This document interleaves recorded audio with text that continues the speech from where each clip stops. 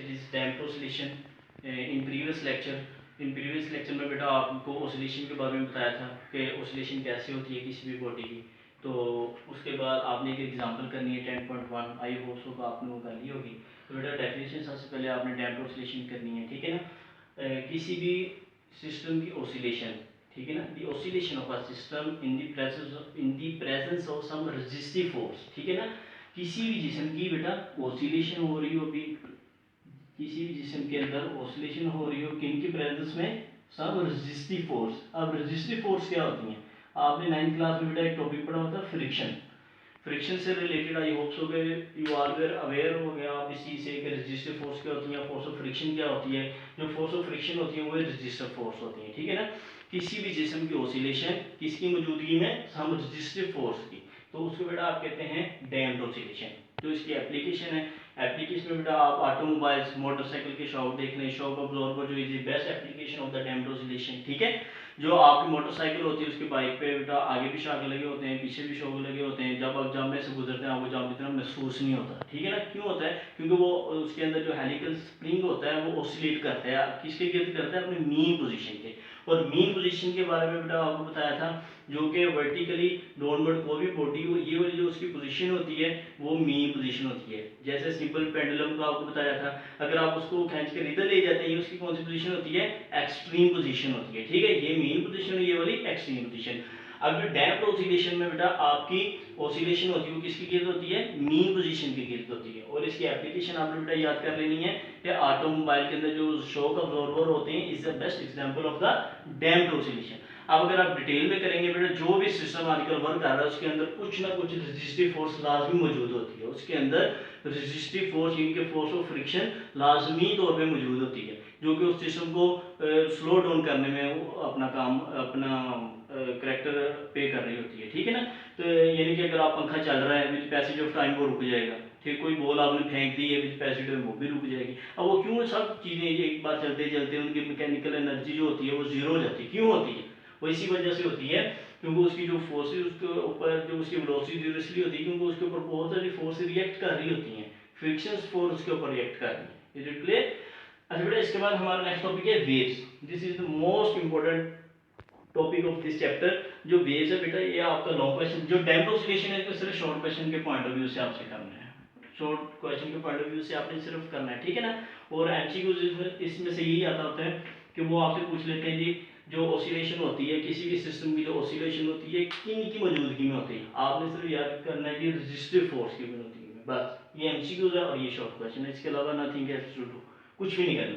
अब बेटा वेव्स आ जाती है, वेव्स क्या होती है, तो वेव्स में बेटा आपने, अब देखिए कोई भी एक चीज़ है, सुकून से बैठे हुए हैं, किसी ने अगर आपको डिस्टर्ब कर दी, ठीक है ना, तो आप जब बोलते हैं तो साउंड वेव्स निकलती हैं। इनके किसी भी सिस्टम के अंदर बेटा जब आप कोई ना कोई डिस्टर्बेंस पैदा कर देते हैं तो बेटा उसको क्या कहते हैं, वेव्स कहते हैं। यानी कि पानी के पास आप सुकून से बैठे हुए, ठीक है, जैसे आप उसके अंदर कोई पत्थर फेंक देंगे तो बेटा वेव्स बनने स्टार्ट हो जाएंगी, ठीक है ना। इसी तरह होता है ना। अब आप यूट्यूब में एक एग्जांपल दी हुई है, एक टब ले लें, उसके कॉर्नर पे पेंसिल ले लें, पेंसिल को ऊपर नीचे करेंगे, इनके ऊपर नीचे करने से क्या मुराद है, उसकी मीन पोजीशन के गिर्द आप उसको ऑसिलेट करवाते हैं तो उसके गिर्द आपके बेटा वेव्स प्रोड्यूस होना शुरू हो जाती है। इसी तरह होता है ना।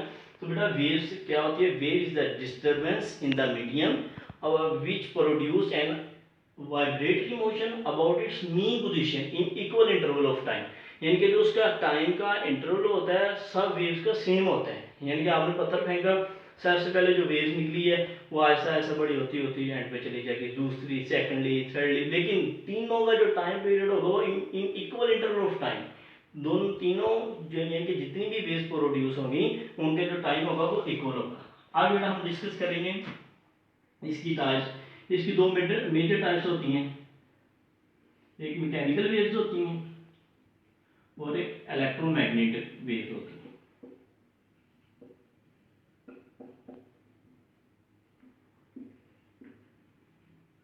तो सबसे पहले बेटा हम मैकेनिकल वेव्स को डिस्कस कर लेंगे, इसकी एग्जांपल्स कर लेंगे, ठीक है। और इसके बाद हम इलेक्ट्रोमैग्नेटिक वेव्स कर लेंगे, इलेक्ट्रोमैग्नेटिक वेव्स की हम एग्जांपल्स कर लेंगे, ठीक है। अब बेटा first of all we will discuss what is mechanical waves. Mechanical waves वो होती हैं जिनको बेटा पास थ्रू करने के लिए मीडियम की जरूरत होती है। यानी कि अगर मीडियम ना हो ये वेव गुजर नहीं सकती, ठीक है ना। इनके आपके बुक पे वर्ड दिया गया प्रोपेगेशन का, प्रोपेगेशन की जगह बेटा प्रोड्यूस भी लिख सकते हैं, ठीक है ना, या प्रोडक्शन भी लिख सकते हैं। यानी कि किसी भी वेव को उसके अपने यानी कि फाइनल डेस्टिनेशन पहुंचने के लिए किसी भी मीडियम की अगर ज़रूरत हो तो उसको मैकेनिकल वेव्स कहते हैं, ठीक है। फॉर एग्जाम्पल बेटा sound waves, water waves. Sound waves क्या आती हैं, अब देखिए आप अगर बोल रहे हैं, ठीक है ना, आपके पास एक पर्सन से दूसरे पर्सन तक जा रही है, अब इसके अंदर मीडियम क्या है, मीडियम है एयर, हवा है जो आपके पास को एक जगह से दूसरी जगह लेके जा रही है। और अगर आप एक्सपेरिमेंट खुद करें, मुंह के ऊपर ग्लास रख लें या हाथ रख लें, एयर रुक जाएगी, तो फिर आप बोलें तो जो साथ भी आपके बैठा होगा पर्सन उसको तो आपके बात क्लियर समझ नहीं आएगी। अगर समझ नहीं आएगी बेटा उसको क्लियर आप सुनाई भी नहीं देंगे, क्यों, क्योंकि आपने वो मीडियम जो था उसको ख़त्म कर दिया, ठीक है। तो यानी कि ऐसी वेव जिनको गुजरने के लिए मीडियम की ज़रूरत होती है उनको बेटा मैकेनिकल वेव्स कहते हैं। सिर्फ दो सिंपल वर्ड्स आपने याद कर लेने। और ऐसी वेव जिनको गुजरने के लिए मीडियम की ज़रूरत नहीं होती उनको बेटा आप इलेक्ट्रोमैग्नेटिक वेव्स कहते हैं। For example radio waves. अब सेकंड बेटा हम कर रहे हैं इलेक्ट्रोमैग्नेटिक वेव। इलेक्ट्रोमैग्नेटिक वेव ऐसी वेव्स होती हैं जिनको गुजरने के लिए मीडियम की ज़रूरत नहीं होती, ठीक है।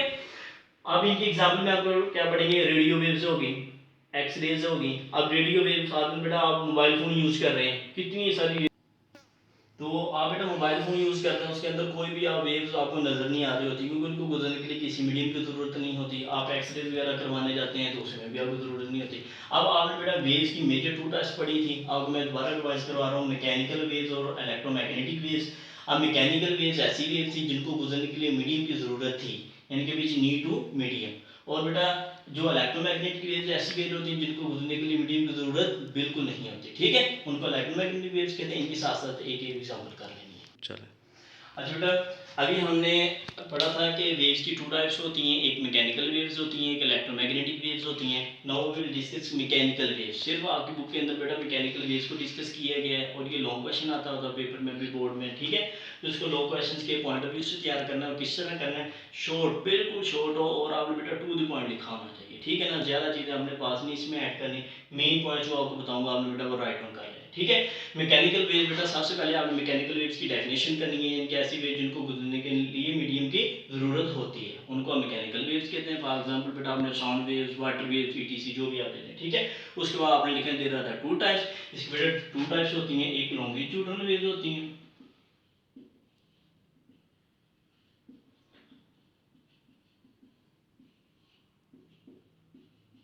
और दूसरी बेटा आपकी ट्रांसवर्स वेव्स होती हैं, ठीक है। बेटा मैकेनिकल वेव्स की टू टाइप्स हैं, लॉन्गिट्यूडनल वेव्स और ट्रांसवर्स वेव्स। अब बेटा जो लॉन्गिट्यूडनल वेव्स को हम सबसे पहले डिस्कस करेंगे, ठीक है। लॉन्गिट्यूडनल वेव को डिस्कस करने के लिए आपकी बुक में एक बेटा डायग्राम बनाई गई है जिसके अंदर एक स्प्रिंग बनाया गया, ठीक है। यानी कि हेलिकल स्प्रिंग बेटा वो होता है जो कि इस तरह आप घुमा रहे हैं, जैसे मर्जी उसको ऐसे घुमा लें, उसको रोल कर लें, जिस तरह मर्जी कर लें, वो आपकी मर्जी के मुताबिक जाता है, ठीक है। अब आपने क्या करना है, एक बेटा हुक लेनी है, उसके साथ उस स्प्रिंग को बांध लेना है और अपने हाथ से इसको पकड़ लेना है। अपने हाथ से पकड़ के इसको ऐसे करना है, कभी आगे कभी पीछे, कभी आगे और पीछे। और ये इसकी यानी कि मेन डेफिनेशन है लॉन्गिट्यूडनल वेव्स की, ये मेन पॉइंट है जो बेटा पेपर में ये चेक किया जाता है कि आपने डेफिनेशन के अंदर बैक एंड फोर्थ का लफ्ज यूज किया है या नहीं, ये वर्ड है पूरा, ठीक है ना। पूरी डेफिनेशन कोई भी नहीं पढ़ता। आपने लॉन्गिट्यूडनल वेव जब भी बेटा डिफाइन करनी है तो उसके अंदर वर्ड लिखना है बैक एंड फोर्थ। जब आप अपने हाथ को आगे और पीछे मूव करते हैं किसके, उसकी मीन पोजीशन के, ठीक है ना। जब भी किसी आप बेटा स्प्रिंग को पकड़ के अपने हाथ से आगे पीछे बेटा मूव करते हैं तो बेटा उसको आप क्या कहते हैं, बैक एंड फोर्थ। ये इसकी डेफिनेशन है लॉन्गिट्यूडनल वेव्स की।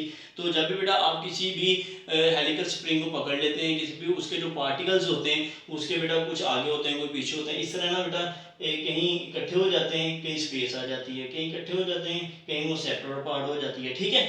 अब जो इसके स्प्रिंग्स आपस में क्लोज हैं उनको बेटा आप कहते हैं कंप्रेशनल, ठीक है। जो बेटा आप जब बेटा आप स्प्रिंग को इस तरह खींचते हैं तो बेटा इसमें दो तीन पैचेस बन जाते हैं, जो आपस में करीब होते हैं उनको कंप्रेशनल कहते हैं, ठीक है। और जो आपस में अपार्ट होते हैं, दूर होते हैं, उनको बेटा आप रेयरफ्रैक्शन कहते हैं, ठीक है। ये दो डेफिनेशंस आपने इसके अंदर कर लेनी है। एक बेटा वेवलेंथ की डेफिनेशन कर लेनी है, वेवलेंथ को बेटा आप लैम्ब्डा से शो कर देते हैं, ठीक है ना। और इसकी डेफिनेशन क्या करनी है आपने, बेटा the distance between two consecutive, consecutive का अगर बेटा वर्ड आप वेवलेंथ की डेफिनेशन में नहीं यूज करेंगे तो बेटा दैट विल बी रॉन्ग। तो आपने ये लास्ट में लिखने एक कंप्रेशन से लेकर दूसरे। अब कंसेक्टिव का क्या मतलब होता है, कंसेक्टिव का मतलब होता है एक के पीछे दूसरा आने वाला, यानी कि ये पीछे इसके है, इसके आगे, ये इसके पीछे है, ये इसके आगे, ठीक है ना, एक दूसरे के आगे पीछे आने वाले को कहते हैं consecutive. The distance between two consecutive rarefaction या कंप्रेशनल। अब इधर गलती क्या होती है बेटा, आप लिखते हैं कंप्रेशन एंड रेयर फ्रैक्शन, ये गलत है, ठीक है ना। आपने कंप्रेशनल और लिखना है, वर्ड और लिखना है, एंड नहीं लिखना है, कंप्रेशनल और रेयर फ्रैक्शन, ठीक है। फिर आपकी वेवलेंथ की डेफिनेशन पूरी होगी। ये बेटा तीन चीजें आपने करनी है लॉन्गिट्यूडल वेव जब भी करेंगे उसकी पहले डेफिनेशन करेंगे, उसकी बेटा डायग्राम बनाएंगे, फिर उसमें बताएंगे कंप्रेशनल क्या होते हैं, रेयर फ्रैक्शन क्या होते हैं और वेवलेंथ क्या होती है। बस यहाँ तक करने के बाद बेटा आपका नेक्स्ट जो टॉपिक है बेटा वो ट्रांसवर्स वेव्स होता है। ट्रांसवर्स वेव्स क्या होती है, ठीक है। ट्रांसवर्स वेव बेटा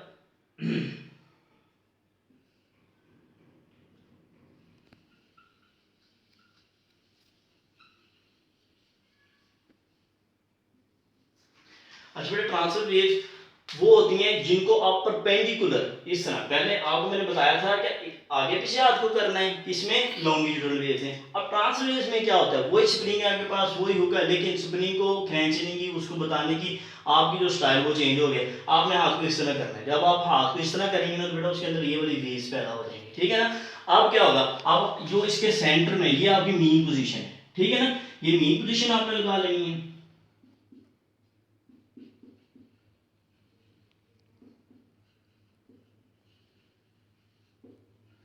ये बेटा आपने मीन पोजीशन लगा लेंगे। अब सिंपल आपने कहना जी वो यानी कि किसी भी सिस्टम के वो पार्टिकल्स, स्प्रिंग के जो पार्टिकल जो मीन पोजीशन से अबव होते हैं उनको क्रस्ट कहते हैं, और जो बेटा मीन पोजीशन से बिलो होते हैं, उसके नीचे होते हैं, उनको ट्रफ कहते हैं, ठीक है। ऊपर वाला ये वाला जो पार्ट है बेटा इसको आप क्रस्ट कहेंगे, जो नीचे वाला पार्ट है इसको आप ट्रफ कहेंगे, ठीक है। ये दो पार्ट्स आपने डेफिनेटली उसके अंदर लिख देने, यानी कि पार्टिकल जो ऊपर जाएंगे मीन पोजीशन से, वो ये लाजमी आपने हाईलाइट करना है, जो मीन पोजीशन से ऊपर जाएंगे वो क्या कहलाएंगे, क्रस्ट कहलाएंगे, जो मीन पोजीशन से बिलो जाएंगे वो ट्रफ कहलाएंगे। और वेवलेंथ की जो डेफिनेशन है वही आपने सिंपल जैसे इधर हमने की थी, यानी कि the distance between two consecutive compressional कहा था, अभी तो लिख देना है the distance between two consecutive crust और अ ट्रफ, ठीक है। ये वेवलेंथ यहाँ तक बेटा आपका कंप्लीट हो गया। ये वाला लॉन्ग क्वेश्चन, ये तीन चार चीज़ें आपने लिखनी है और ये याद करनी है, और जो चैप्टर के शॉर्ट क्वेश्चन है वो आपको नोट्स मिल गए हुए हैं, वो आपने अच्छे तरीके से कर लेना है, ठीक है। और अगर बेटा इसमें कोई भी कन्फ्यूजन हो बेटा आप दोबारा इससे रिलेटेड पूछ सकते हैं, लेकिन ये लॉन्ग क्वेश्चन में आता है, इसको अच्छे तरीके से याद